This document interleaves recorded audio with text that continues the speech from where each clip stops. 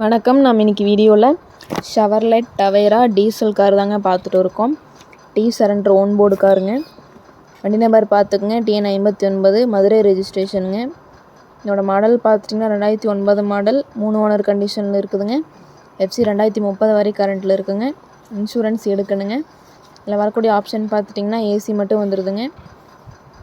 Seat covers எல்லாமே நியூவாக maintain பண்ணியிருக்காங்க. டயர் பார்த்துட்டிங்கன்னா 80% இருக்குதுங்க.